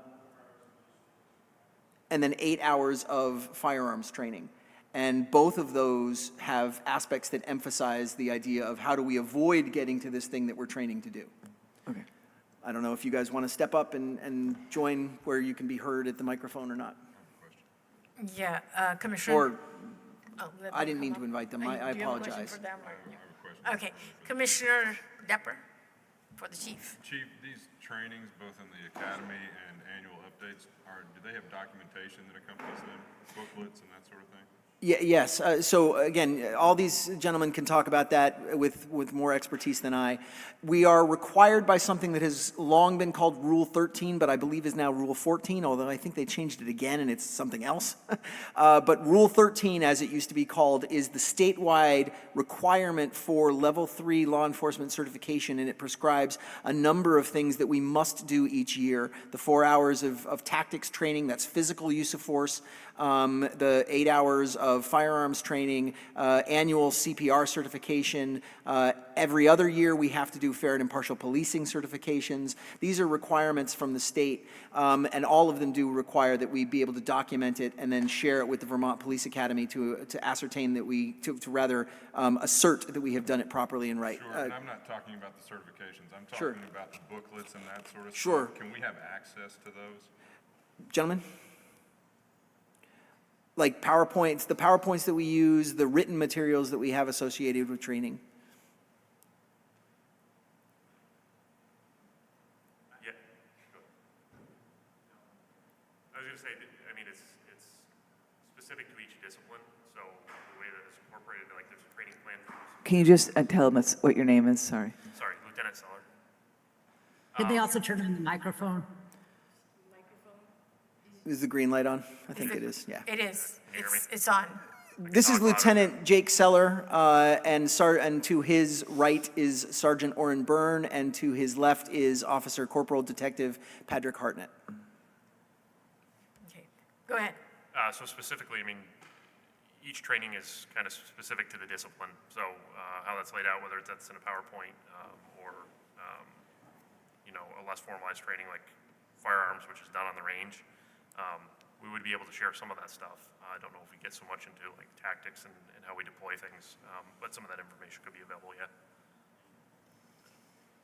Just to be clear, de-escalation training isn't really a training that we do in and of itself. There is aspects of it, but de-escalation is the core of everything we do. Like, use of force has a lot of elements of de-escalation, same with firearms. I'm sorry, can you hear me? My apologies. I think it may have to be turned up a little bit. Or just move it closer to your mouth. Closer to your mouth and volume up, I think. There you go. I thought there How's was. that? That's good. Perfect. Come back to my chain of thought. Yeah, there are certain trainings that is very focused on de-escalation, but as a whole, de-escalation is like the core of the training we do. Like, use of force has a large component. Like, we try to talk about de-escalation and use of force, same with firearms, same in all the trainings, defensive tactics, all that stuff. So it's to say like, what de-escalation training do you do is a bit difficult to answer because it's in everything we do, if that makes sense. Right. Can I jump on what Commissioner Depper was saying? I have to be honest, I've been on this commission for 2.5 years, and I still don't have all the training material. So just from a citizen perspective, sometimes I watch something, and I say, boy, this looks really wrong. But turns out, then I do go on Google and do some search, and turns out it's right. It's the right way of doing it, right? But I think when we don't have a sense of what that de-escalation is, I'm just talking from a citizen's perspective, maybe not just the person on the street, but for me, it would be incredibly helpful if I could get into that material and understand it, even if reading it quickly and sort of saying, hey, this is the right way of doing things. When just looking at something like a YouTube video, it looks wrong. You see what I'm saying? It has strengths and weaknesses of having us look at some of that material, because I think it would really help BPD, and this is my opinion, that if that information was shared with us and we understood it. And you know, like I've said to you before, I think it would be really good for us to even get a debriefing on that, you know, exactly what you're talking about, so that we have a sense when we go through all of that citizen complaint, what is happening. Right? Commissioner Cox, I know, I'm sorry, you and I had a conversation about this, so go ahead. So I guess from my perspective, I'm very familiar with, in the hospitals, they look at de-escalation as minimizing the number of incidents of restraint and seclusion. And so when a person in a mental hospital is agitated, then what can they do in terms of just talking to the person and not using restraint and not using isolation to redirect the person or to get them calmed down. And the hospital's all trained for this. They are trying to reduce the number of incidents of seclusion and restraint. But I understand policing is a different context. And so de-escalation by police is different in many ways than de-escalation in a hospital.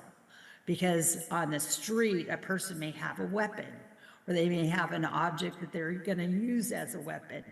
And so in order to prevent injury of third persons, police, in order to de-escalate the situation, police may need to use, like, hold up a taser to get the person's attention, or draw weapons to get the person's attention, and have them drop the weapon. So it's a very different context, and therefore I know it will look different, but I just think, I wonder how much of the public, of the community can understand that drawing a taser or drawing a weapon is really, in that case, for the purpose of de-escalating the situation so that nobody gets hurt. Would any of you want to describe ICAT a bit? Yeah, can you hear me? ICAT was a training that we started a little while ago. But yeah, it kind of touches on some of the stuff you were saying, Commissioner Cox, in the sense that it really emphasizes utilizing distance, time, and cover to try and slow a scene down, not put yourself in danger if you don't have to. It's mostly surrounded around people with edged weapons as opposed to firearms. Somebody has an edged weapon, obviously doesn't have the range that a firearm does. So yeah, it just talks about utilizing those kind of like what looks like common sense, but really aren't common sense tactics, where don't get too close. Something's not, if you're speaking to somebody and your statements aren't getting the results that you want, start using different statements, that kind of stuff. So don't just start yelling, put the knife down, put the knife down, put the knife down. In a cycle, it's kind of making you step back and try to figure out why that person has a knife, that kind of stuff. And yeah, explore that a lot. But yeah, basically just concentrates around the use of time, distance, and cover to keep officers safe and then keep the suspect safe to come up with better outcomes.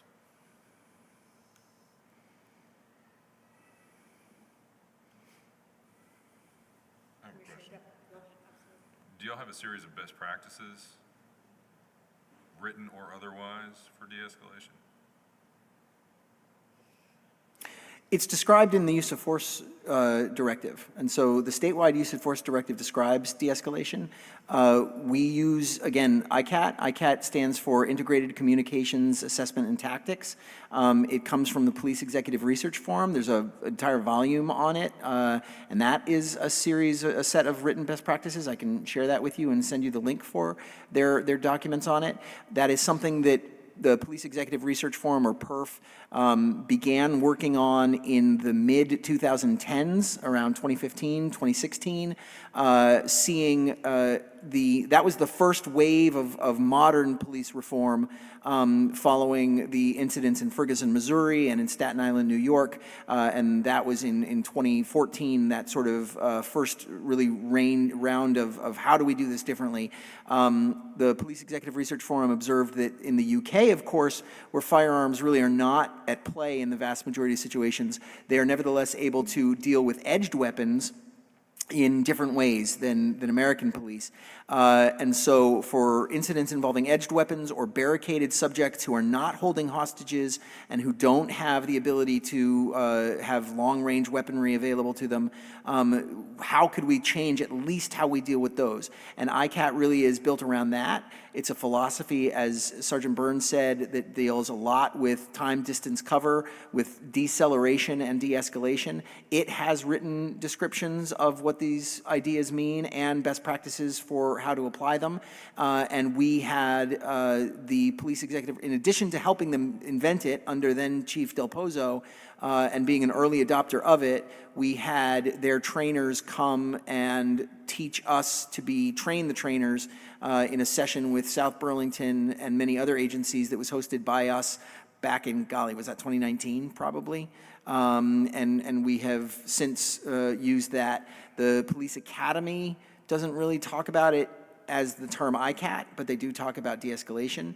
That would be the closest we come to having that as sort of a written sense, and the statewide use of force policy, which defines de-escalation. Okay, so then in your training at the academy, like you just described this ICAT, whatever, and kind of went into some detail about it, but that's not actually used in the academy, right? The academy has its own curriculum. Okay, and so in that curriculum, do you have a best practice card? I'd have to consult with the Vermont Police Academy and sort of see what they've got. And in any of your updates, do you have some sort of best practice rubric? In ours, we revisit and look at our scenario-based training regularly. We look at the things that are being used in our use of force tactics training. Much of it is based on Gracie Jiu-Jitsu. And a system that is designed by Gracie Jiu-Jitsu to be applicable to first responders, designed to really de-emphasize the use of hits and strikes and instead emphasize grappling and takedowns and the ability to safely control people in that way. It minimizes injuries to officers and subjects. That has systems that are written and also trained in. We've sent officers to those locations to become certified trainers in those systems. And then, much of that is physical. It's not something that is about officers sitting and reading it. I mean, we just started our cycle for this year. So, for example, on Monday, we were on mats for 4 hours. working on these holds and positions and different exercises, but it's not a written piece. The trainers get that written training as well as physical training. So beyond the statewide use of force, Burlington PD does not have like a best practice rubric for de-escalation. The statewide use of force policy is that, Okay, that's, and what it dictates and how it talks about it, yes. okay, and so that's what you're talking about is the best practice? Because I've been looking at it, and there are some general descriptions, but I don't see it as a best practice rubric. Okay. If there are other, training sources, again, I'll send you the perf guidance and we can show you sort of how we draw out lesson plans, for example, for our scenario-based training. Well, yeah, the training documentation that y'all undergo would be very helpful, for sure. But frankly, a lot of that is not meant to be shared publicly. Well, I mean, the standards of, 317 are what articulate which documents can be shared publicly and which cannot. And so, anything that is within the Public Records Act, I think would be very helpful to this commission to understand better the context within which y'all are working. I'd have to review that and have our records department review it, because there are exemptions in the Public Records Act for things that talk about ongoing, like, tactics and training. There are things that I don't want to tell people how we train to defeat X kinds of activities, because then they learn how to prevent us defeating X kinds of activities. Yeah, and that is in subsection 5, Romanet 5.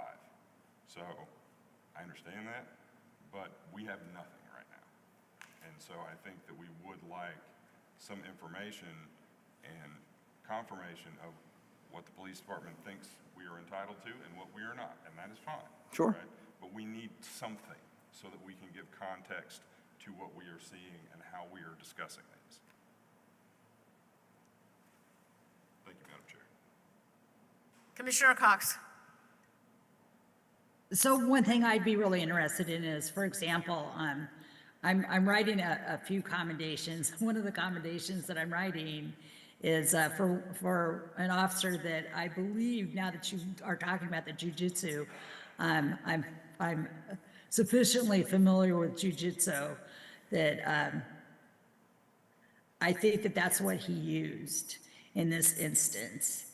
And would be interested in like having somebody look at that with me and say, or look at that if I direct their attention to it without any, there's no disciplinary issues at all. But just to say, yeah, that's an example of like how an officer uses jujitsu. Would that be possible? So all three of these officers here are on overtime. Well, Lieutenant Seller is actually working the shift and is supposed to be guiding the shift, not here. A lot of these things we're getting into questions about like how available we can make officers when, as I've said and shown with charts, they are all completely and totally overworked. So there has to be a balance with this and these kinds of questions. And again, when we have incidents that have something that's demonstrably incorrect with them or that a complaint has been made, that's someplace where we need to dig in. But to just kind of go through all of them or look at incidents that are online that nobody has made any comment on and find time to explain each of them in its granular detail, I don't know that we have the bandwidth to do that. Commissioner Cox, do you have any thoughts on that, or you understand the No, I context? completely understand. I'm completely with this idea. And so I guess part of it is I don't want to end up in that trap that Commissioner Rao was just talking about, where we see something and because of our lack of knowledge and our lack of experience, that we're looking at it and spending time saying, well, that doesn't look right to me, and we need to bring that up, when as it turns out that it's just perfectly fine. And so I think that in a lot of ways, at least some members of the commission or a lot of the members of the commission are really interested in learning more, just so that we're more able to properly assess what it is that we're seeing when we watch the use of force videos. And Right. I know that I would love for us to be able to be as open as possible with everybody in the city and certainly the members of this body. But the fact is that I think a lot of this stems from a belief that the job is not that complicated or not held by you, and I'm not putting words in anybody's mouth in this room, but I think there are those who think that this job is simpler than it is, who believe that it can be done in ways that they think it should be done, though they have zero training and zero experience in that, and that it is a challenge for folks in those positions to be able to assess this work. And I would never, ever walk into a law office or a surgical suite or a classroom and say, that teacher really ought to be doing this way or that way, because it just doesn't look right to me, without having some kind of understanding about what that work is. And there are very few professions that have review by people outside the profession, very few. So these are some of the challenges that we, sort of run into as we work on this together. Commissioner Garrison, last point. Yeah, so de-escalation is something I do at my job every day I go to work. And there's no one perfect script to deal with all the different incidents that you're going to deal with on a daily basis. So, a question for you, Chief. Is there any way, I know a lot of, some of the good de-escalation training I've done is with role modeling. I don't know if your officers have that kind of de-escalation training, but is there With any what? way, like, I'm sorry, I missed that. with role modeling, like Role someone in modeling? there actually, yeah, someone actually, creating an incident and then Scenario-based else- training, we call that scenario-based training, and yes, Okay. almost all of our patrol procedures training is based on that. yeah, and that's, I think it works great for me, and I would also love to see, have another refresher course on that. But is there any way some of these commissioners can actually be a part of that training and see how that goes down?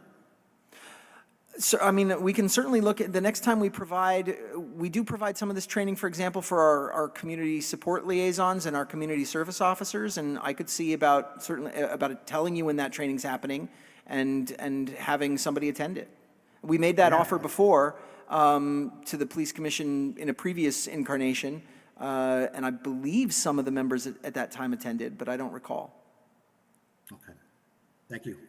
Thank you, Commissioner Garrison. And I have to say that this is the first time I have heard you, and I appreciate what you just said, which is de-escalation is everything we do. It's built into, which I think it's a wonderful phrase just right there, right? Should go into your marketing literature. But again, this is sort of tells you how little knowledge we have of that, how little knowledge we have of the benefits of your training without having any information about it.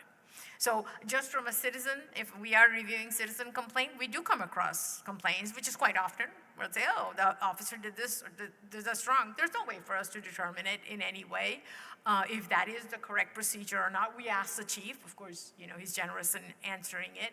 But I'm just saying, moving forward, that's why that information, and respecting whatever Commissioner Depper said, the information that doesn't have to go out to the public to discuss all your tactics at the same time, but certain basic principles, best practices, you said best practices, basic principles can certainly be shared with us to help us evaluate. It actually does not hurt BPD in any way when that information is shared. That's my reading of the situation.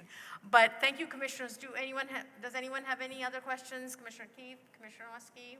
Okay. All right, thank you, everyone. Last item is, thank you all. I guess they will stay around for the executive session. Okay, all right. Thank you, officers.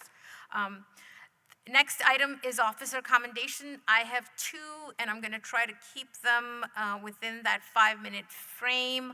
I want to take a minute to thank Officer Annalise Bartlett, did I say her name right, Chief, for her help and guidance with a vehicle accident I was involved in on August 28th. Officer Bartlett showed great compassion, professionalism, and concern during and after the accident. Please let it be known that Officer Bartlett is a credit to the Burlington Police Department, and I'm greatly appreciative of what she did. The second commendation is pretty long. It comes from one of the commissioners. I would like to commend Officer Al-Magali, Saja Al-Magali. For her action in 2 recent use of force incidents. In one incident, Officer Al-Magali was in the team of officers serving an emergency evaluation warrant on an older woman who had a medical condition but appeared unable to appreciate her need for medical treatment and who had earlier rebuffed the efforts of EMTs. While talking with the subject through her closed apartment door, Officer Al-Magali took the lead in communicating with the subject. She patiently established a rapport with the subject, listening to the subject's concerns and reasons for resisting medical care. She quickly developed a bond, a level of trust with the subject. At one point, the subject said something to the effect that she sometimes felt mistreated as a woman and asked Officer Al-Magali if she knew what the subject was talking about. Officer Al-Magali replied yes, with emphasis, and I could feel the depth of Officer Al-Magali's own life experience. With the agreement of the subject, she rode with the subject to the hospital in the ambulance and ensured that the subject was safely in the ED with the care team there. The overall effect was de-escalatory, establishing a bond, a trust between Officer Al-Magali and the subject. If I could offer one constructive advice, I would say that 1, I believe it's okay to say you will stay with someone as long as you can, but that you could be pulled away by your superior since there are so few officers on duty at a given time. And 2, I believe it's okay to gently intervene or change the subject when others, including persons from other agencies, are interacting with the subject with sarcasm or arguing with the subject in distress, even if you are the younger or less experienced person. In the second incident, Officer Al-Magali was with a group of officers dealing with a person who was apparently under the influence of alcohol late at night downtown. The subject was yielding an empty wine bottle, threatening others, and even hitting himself in the head with a bottle.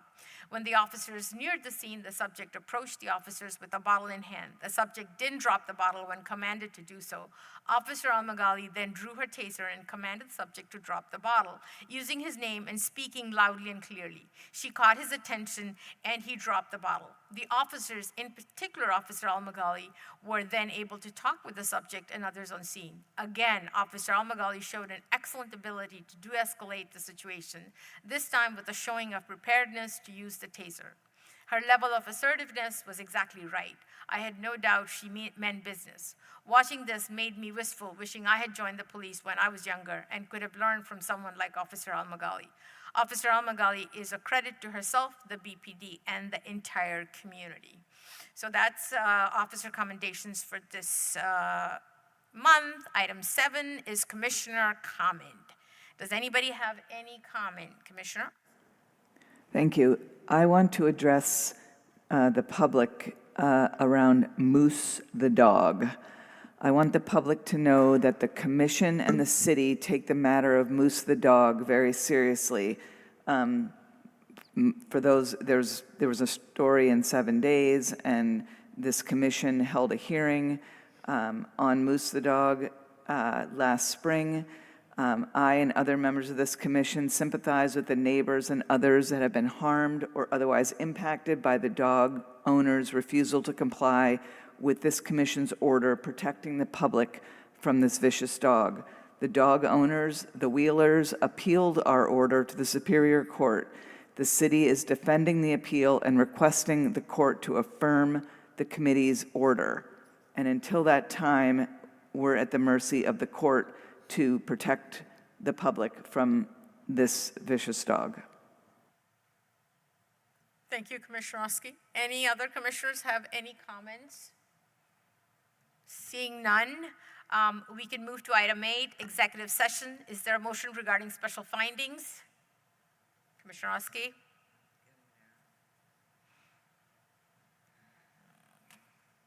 Here.